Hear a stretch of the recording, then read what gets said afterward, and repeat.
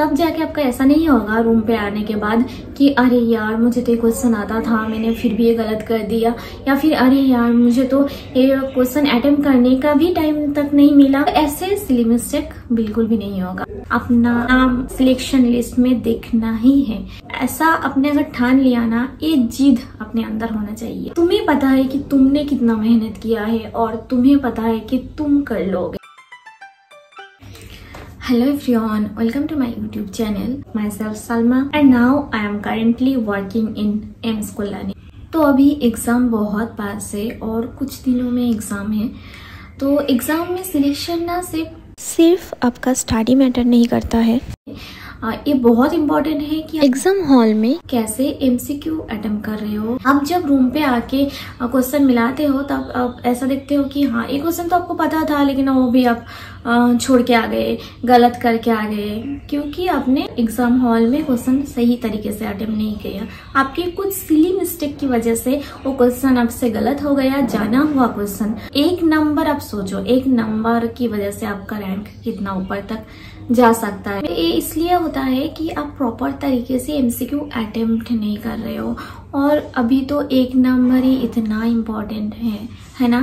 Point number के लिए भी इतना रैंक पीछे हो जाता है, बहुत ज्यादा कंपटीशन हो गया है। डे बाय डे और भी कंपटीशन होता रहेगा, तो इसलिए आपको बहुत स्मार्टली क्वेश्चन को अटेम्प्ट करना है। आपका जाना हुआ क्वेश्चन एक भी एग्जाम हॉल में छोड़ के नहीं आना है और गलत भी करके नहीं आना है, इतना तो करना ही है। मैं इस वीडियो में 5 टिप्स बताऊंगी जिससे क्या होगा, आपका ये सिली मिस्टेक नहीं होगा। आपका जाना हुआ क्वेश्चन एग्जाम हॉल में छोड़ के आ गए या फिर गलत करके आ गए, ये सारे मिस्टेक नहीं होगा अगर आप प्रॉपरली मेरी ये 5 टिप्स फॉलो करोगे तो अभी चलते हैं फर्स्ट टिप जो है कि रीड द इंस्ट्रक्शन केयरफुली। कोई स्टूडेंट होता है बहुत हड़बड़ी में एग्जाम हॉल में स्ट्रेस में आ जाते हैं, इंस्ट्रक्शन भी ठीक से नहीं पढ़ते हो। उन लोगों का सिर्फ फोकस होता है एमसीक्यू में। बाद में आपको पता चला कि आप मार्क फॉर रिव्यू तो कर सकते थे लेकिन नहीं किया, उसकी वजह से वो क्वेश्चन आपने छोड़ दिया ऐसे ही, या फिर टाइम ज्यादा लग गया। तो ऐसा नहीं करना है। इंस्ट्रक्शन पढ़ने के लिए टाइम मिलता है तो कोई हड़बड़ी नहीं है, कोई इंस्ट्रक्शन अच्छे से पढ़ना है, तब जाके आपका जो एग्जाम का जो कॉन्सेप्ट है ना पूरा क्लियर हो जाएगा। जो क्वेश्चन आपको नहीं आ रहा है उसको मार्क फॉर रिव्यू कर सकते हो या नहीं कर सकते हो, नेगेटिव मार्किंग कितना, टाइमिंग कितना मिलेगा, ये सारा चीज अच्छे से समझो, इंस्ट्रक्शन को पढ़ो, फिर जाके एमसीक्यू में जाओ। सेकेंड पॉइंट में आते। Second point most important point कि read the question very carefully. तो ये बहुत इम्पोर्टेंट है क्योंकि कोई स्टूडेंट ऐसा होता है कि बहुत हड़बड़ी में वो क्वेश्चन पढ़ लिया है ना, तो उसके हिसाब से आंसर कर लिया, फिर रूम पे आके देखा कि उस क्वेश्चन में एक्सेप्ट यार्ड था, जिसकी वजह से उसका सारा आंसर ही गलत हो गया। तो फिर वो क्वेश्चन तो ऐसे ही छोड़ दिया और ऊपर से नेगेटिव मार्किंग भी हो गया। तो इसलिए बहुत केयरफुली क्वेश्चन को पढ़ना है। मैं सेकेंड टाइम बोल रही हूँ, क्वेश्चन को पढ़ना सबसे इम्पोर्टेंट पॉइंट है। थोड़ा सा टाइम लो, इतना लगना नहीं है। क्वेश्चन को आराम से केयरफुली पढ़ो। जितना हड़बड़ी में क्वेश्चन पढ़ोगे ना, उतना क्वेश्चन गलत होने का चांसेस ज्यादा हो जाएगा। आप धीरे से क्वेश्चन को पढ़ोगे ना तो क्वेश्चन एग्जैक्टली क्या पूछ रहा है आपको समझ में आ जाएगा और आपका आंसर गलत नहीं होगा। और स्पेशली आपको अटेंशन देना है कीवर्ड्स पे, जैसे कि एक्सेप्ट, एक्सपेक्ट, ये सारा चीज पे, तब जाके आपका क्वेश्चन गलत होने के चांसेस ना बहुत कम हो जाएगा। देन थर्ड पॉइंट है कि यूज एलिमिनेशन टेक्निक। एक बहुत अच्छा टेक्निक है क्वेश्चन अटेम्प्ट करने के लिए। अगर कोई क्वेश्चन का आंसर आपको आता नहीं है, लेकिन आप अगर एलिमिनेट करोगे ना एक ऑप्शन को, तो चारों ऑप्शन में से आपको पता है कि फर्स्ट ऑप्शन नहीं होगा, सेकेंड ऑप्शन नहीं होगा, फोर्थ ऑप्शन भी नहीं होगा, तो ऑटोमेटिकली आंसर आ गया थर्ड ऑप्शन और आपका वो क्वेश्चन करेक्ट हो गया।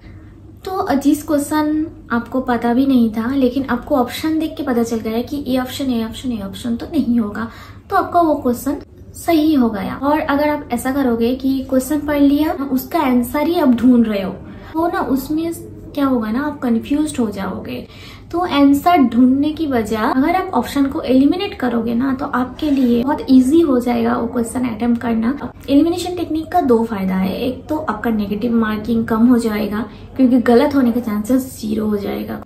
और सेकेंड है, जो क्वेश्चन आपको नहीं आता है, आप ऐसे ही कोई भी ऑप्शन मतलब गेस करने वाले थे लेकिन ऑप्शंस के बारे में आपको नॉलेज था, तो आप एलिमिनेशन टेक्निक यूज कर रहे हो तो आपका क्वेश्चन राइट हो गया।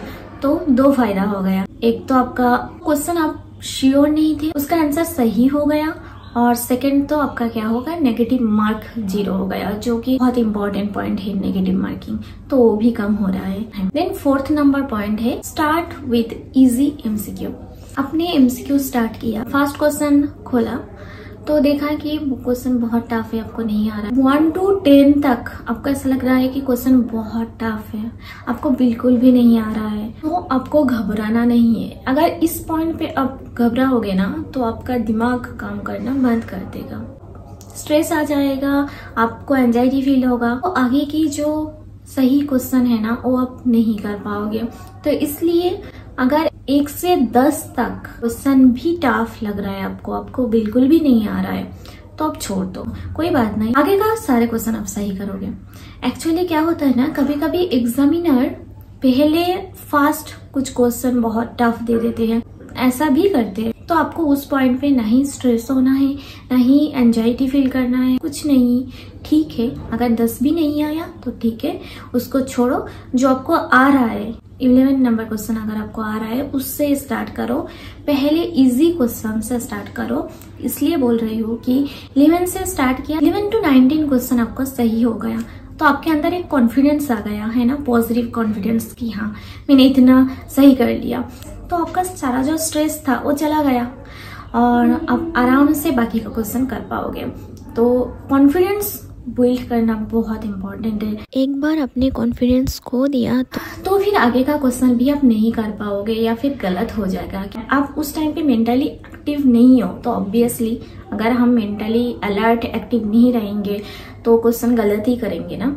तो इसलिए क्या करना है, पहले इजी क्वेश्चन से स्टार्ट करना है। अगर 11th नंबर क्वेश्चन भी इजी है तो 11 से स्टार्ट करो, सारा करो, फिर जाके डिफिकल्ट क्वेश्चन को देखो। Last point 5th number point है time management. Time management exam hall में इसलिए इम्पोर्टेंट है कि अगर आपने शुरू के क्वेश्चन थोड़ा टफ है और आप वो करने की कोशिश कर रहे हो, मतलब थोड़ा थोड़ा आपको क्वेश्चन ऐसा लग रहा है कि हाँ मुझे पता है, लेकिन थोड़ा कंफ्यूज हो उस क्वेश्चन को लेके और आंसर डिसाइड नहीं कर पा रहे हो, उस क्वेश्चन के पीछे ना एक बार ट्राई किया, 2 बार ट्राई किया, आपको ऐसा लग रहा है तो मैं कर दूंगी, लेकिन नहीं हो रहा है आपसे, और उसके पीछे आप एक बार 2 बार ट्राई कर दिया, ऐसा करके 10 क्वेश्चन तक आपने ट्राई कर दिया है ना। तो उस 10 क्वेश्चन के पीछे आपका पूरा टाइम चला गया, मैक्सिमम टाइम 80% टाइम चला गया। तो बाकी का 10 क्वेश्चन अगर इजी भी होगा ना, आपको आता भी होगा, वो भी आप मिस कर दोगे। देखा जाए कि आपको 5 क्वेश्चन रीड करने का टाइम भी नहीं मिला और वो क्वेश्चन आप अटेम्प्ट भी नहीं कर पाए और वो क्वेश्चन बहुत इजी था, तो आप सोचो आपको कितना रिग्रेट होगा और आपका 5 मार्क्स चला जाएगा, मतलब रैंक पीछे या फिर सिलेक्शन से आप दूर होते चले जाओगे। तो इसलिए टाइम को बहुत वाइजली मैनेज करना है। जो क्वेश्चन टफ है उसको एक बार ही ट्राई करना है, नहीं आ रहा है मार्क फॉर रिव्यू कर दो, बाद में देखेंगे। तो ऐसा ऐसा करके ना करना है। एक क्वेश्चन के पीछे आप एक बार ट्राई कर रहे हो, 2 बार ट्राई कर रहे हो और मतलब बहुत टाइम लगा दिया, वो तो करना ही हमें, ऐसा नहीं करना है। ये करोगे, ये क्वेश्चन मुझे करना ही है, ये माइंडसेट लाओगे लास्ट में, जब आपने पूरा क्वेश्चन अटेम्प्ट कर लिया, उसके बाद अगर आपके पास टाइम रहा तब जाके आप उस क्वेश्चन के पीछे लगो। ऐसा करके ही कंटिन्यू करो, तब जाके टाइम मैनेजमेंट सही से होगा, आप सारे क्वेश्चन अटेम्प्ट कर पाओगे, कोई भी क्वेश्चन आपसे छूटेगा नहीं और बहुत प्रॉपरली आपका एग्जाम कंप्लीट होगा।